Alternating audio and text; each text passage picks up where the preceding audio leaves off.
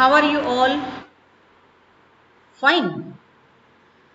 Today we are going to start the third lecture of the fourth unit from your Flamingo book. अब तक हमने दो बड़े बड़े लेक्चर्स फिनिश कर दिए। ये बहुत ही इम्पोर्टेंट चैप्टर है आपकी बुक का। सो अगर आपको कुछ भी ना समझ में आए तो बार बार वो दोनों वीडियो फिर से देख लेना। और आज मैं आपको थर्ड लेक्चर भेज रही हूँ।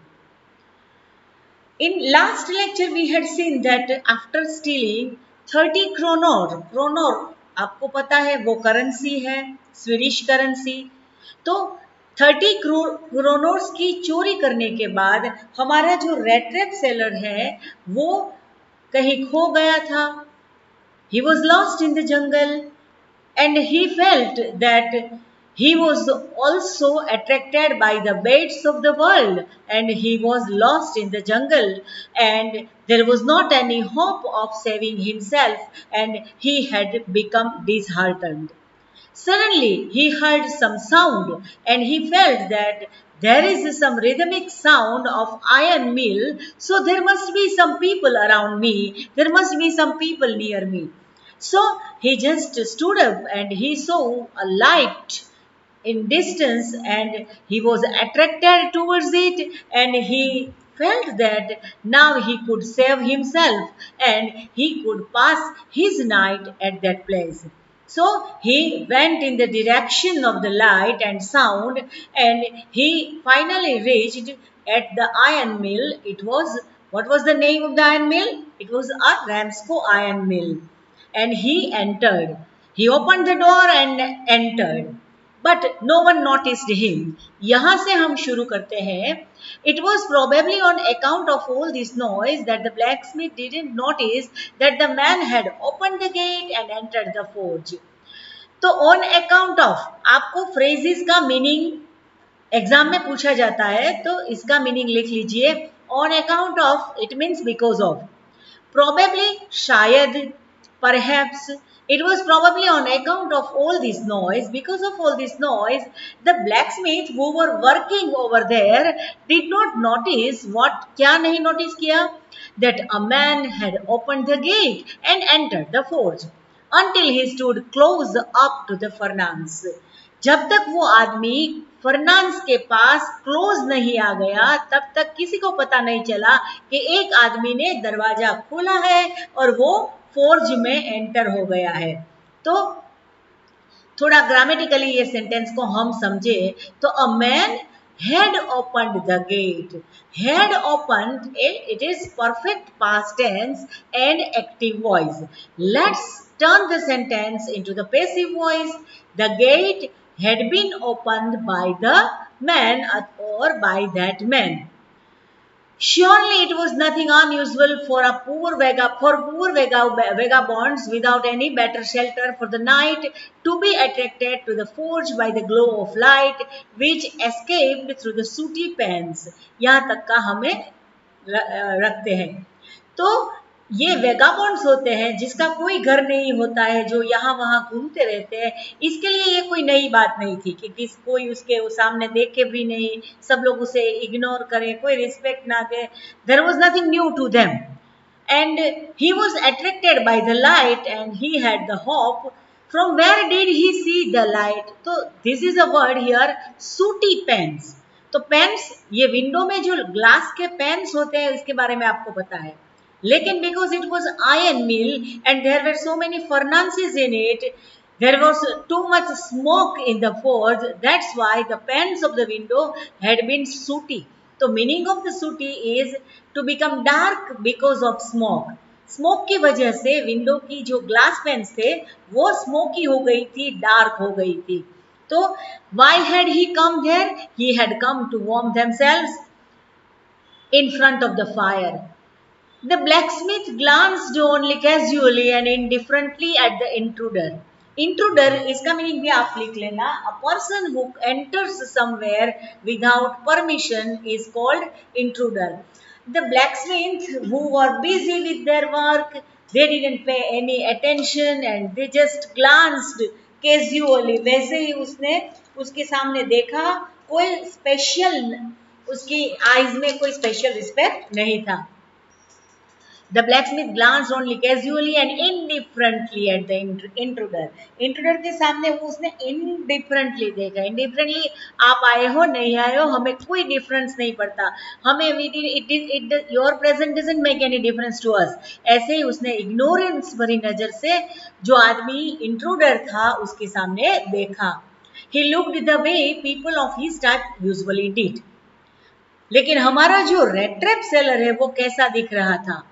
He looked the way जैसे the people of this type usually did. उन जैसे लोग जैसे दिखते हैं वैसे ही वो दिख रहा था.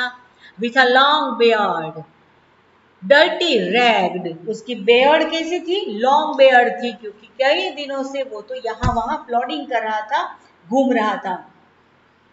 With long beard, dirty, ragged, उसने उसके कपड़े कैसे थे?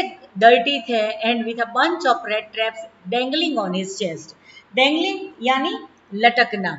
हम लोग दिवाली के दिनों में डेंगलर्स लगाते हैं ना हमारे घर के बाहर, वो just to make our home attractive, तो उसे डेंगल बोलते हैं. किसी चीज को हम जिसे लटकाते हैं तो ऐसे डेंगल बोलते हैं. तो some red traps were dangling on his chest. He asked permission to stay. Active voice का सेंटेंस है, let's make it passive. Permission was asked by him. Permission to stay was asked by him, ऐसे भी आप कर सकते हैं. And the master blacksmith nodded haughty consent. उसने consent दे दी. ओके चलो कोई बात नहीं, आप यहाँ पे ठहर सकते हो. तो he asked permission. But how did he give the permission? Blacksmith ने परमिशन कैसे दिया? Haughty. Haughty it means lack of respect. कोई रिस्पेक्ट नहीं दिखाया. ओके चलो ठहर जाओ, ऐसे बिना कुछ बोले अपने नोडिंग से उसने बोल दिया ओके चलो ठहर जाओ.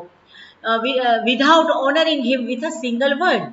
एक वर्ड से भी उसका रिस्पेक्ट नहीं किया. ऐसे उसने जेस्चर कर दिया कि okay you can stay here, but in his consent there was not any respect, there was not any regard. He didn't say even a word, but our red trap seller was interested only in to pass the night over there. He asked permission to stay and the master blacksmith nodded haughty consent without honoring him with a single word. The tramp did not say anything either. और उसके reply में हमारा जो tramp था उसने भी कुछ नहीं बोला. He had not come there to talk, but only to warm himself and sleep. वो वहां पे किसी के साथ बातें करने के लिए नहीं आया था. He had not come there to talk, but only to warm himself and sleep. Why had he gone there? He had gone there to warm himself and sleep. MCQ के लिए ये बहुत ही इंपॉर्टेंट इंफॉर्मेशन है. ये छोटी छोटी information, जैसे ही मैंने फर्स्ट लेक्चर में आपको बोला था, आपको सभी इंफॉर्मेशन याद रखनी है. थोड़ा ग्रामेटिकली थोड़ा समझ ले. तो ये जो सेंटेंस है, he had not come there to talk, but two sentences are connected with but and it shows contrast. Both the sentences shows contrast. That's why it is it shows contrast. So कौन सा close हुआ? Adverb clause of contrast. Very good. He had not come there to talk, but only to warm himself and sleep. In those days, Ramsco Iron Mill was owned by a very prominent iron master. So, the owner of the Ramsco Iron Mill was a very prominent iron master whose greatest ambition was to ship out good iron to the market. ये information MCQ के लिए बहुत ही important है. The ambition of the iron master, it means the owner of the iron mill, was to ship out good iron to the market. Market में अच्छा वाला iron को बाहर निकालना, ये उसका ambition था. He watched both night and day to see that the work was done as well as possible. So he came to the iron mill twice a day. Both night and day. दिन में भी वो एक बार आता था और रात में भी एक बार आता था। क्यों आता था? To see that the work was done as well as possible, क्योंकि उसका ड्रीम था कि अच्छे वाला आयन वो वहां से शिप आउट कर दे, इसलिए वो दिन में 2 बार आता था। और and at this very moment जब हमारा रेड ट्रैप सेलर उसने परमिशन मिल गई है तो वो तो फर्नांस के पास आराम से सो रहा है, और at that time at that very moment the owner of the iron mill came just his daily routine visit, and at this very moment he came into the forge on one of his nightly rounds of inspection। जैसे अभी हमने बताया कि वो दिन में 2 बार आता था, दिन के टाइम में और रात के टाइम में, just for inspection. Naturally the first thing he saw was old ragamuffin। तो पहली ही चीज उसने देखी तो उसने क्या देखी, तो एक लंबा सा रेगामफिन है वहां पे, तो उसका मतलब आप लिख लीजिए, a person wearing ragged and dirty clothes is called ragamuffin. जो आदमी गंदे कपड़े पहनता है उसे क्या बोलते हैं? रेगामफिन। तो उसने पहले ही क्या देखा, तो एक रेगामफिन वहां पे लंबा सा पड़ा है। वो had eased his way so close to the furnace that steam rose from his wet rags। और उसने अपनी जगह बना ली थी फर्नांस के पास, वो इतना पास में सोया था कि जैसे स्टीम उसके गंदे कपड़े में से निकल रही थी। The iron master did not follow the example of black Smith. Iron master ने ब्लैक स्मिथ का एग्जाम्पल फॉलो नहीं किया था। ब्लैक स्मिथ ने क्या किया था, उसके सामने सिर्फ देखा था, उसके साथ एक भी बात नहीं की थी, उसको ठीक से नजर में भी नहीं लिया था और उसका इंसल्ट किया था। लेकिन आयरन मास्टर ने ऐसा कुछ नहीं किया। वो had hardly sorry the iron master did not follow The iron master did not follow the example of the blacksmith who had hardly deigned to look at the stranger। Deign to it means किसी को oblige करना। तो iron master ने क्या, वो लोग ने क्या किया था, उसने ऐसा नहीं किया कि उसके सामने देखा भी नहीं और उसको oblige नहीं किया। He walked close up to him। वो उसके पास गया, looked him over very carefully, बहुत ही केयरफुली उसके सामने देखा, then tore off his slouch hat to get a better view of his face। tore off उसका मतलब होता है to remove, दूर करना, हटा देना। slouch hat it means a hat with a wide flexible edge, जिससे काउबॉय टाइप की हेड होती है ना, उसे ऐसी हेड को क्या बोलते हैं? Slouch head. और उसने टोर ऑफ कर दी, इट मीन्स हटा दी, वो हेड को दूर किया। और क्यों दूर किया? To get a better view of his face. But of course it's you Neil Soloff. ओ, रात का टाइम था, बहुत ही अंधेरे था, फर्नांस में से थोड़ा सा प्रकाश आ रहा था, उसी प्रकाश में उसने देखा, Oh, it's you, Neil Soloff। तो आप हो नील सोलॉफ। How you do look, आप कैसे दिख रहे हो? The man with the red trap had never before seen the Iron Master at Ramsco। उस आदमी ने रेड ट्रैप ने आयरन मास्टर को कभी नहीं देखा था, and did not even know what his name was. और उसका क्या नाम था वो भी उसे पता नहीं था। But it occurred to him that if the fine gentleman thought he was an old acquaintance, he might perhaps throw him couple of kroner। but ये लालची था, गरीब था इसलिए लालची था, लेकिन लालची तो था। तो उसने ऐसा सोचा, But of course it's you, Neil Soloff, he said. How you do look. It is a special use of do. To put emphasis, we can use do also. तो ये नील्स ओलोफ आप है, आप कैसे दिख रहे हो? The man with red trap had never before seen the Iron Master at Ramsco and did not even know what his name was.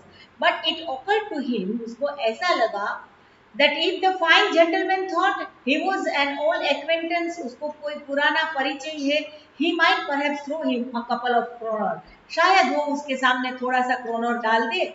Therefore he didn't want to undeceive himself all at once। और इसीलिए वो कुछ नहीं बोलना चाहता था। अनडिसीव उसका मतलब लिख लेना आप, टू क्लियर आउट, और इसीलिए वो कुछ क्लियर आउट नहीं करना चाहता था कि आप मुझे नील्स ओलोफ समझ रहे हैं, लेकिन मैं तो नील्स ओलोफ हूं ही नहीं। उसको लगा कि ये बड़ा आदमी है और वो बोल रहा है कि हम लोग एक दूसरे को पहचानते हैं, तो शायद थोड़ा सा क्रोनोर उसके पास से मिल जाए। तो उसने कुछ नहीं बोला और उसने जो बात थी उसके ऊपर से पर्दा नहीं हटाया। इसके साथ ही हमारा ये आज का लेक्चर हम कंप्लीट करते हैं। नेक्स्ट लेक्चर में फिर मिलेंगे, तब तक stay home, stay safe, take very good care of yourself, prepare well, a golden future is waiting for you. Goodbye friends.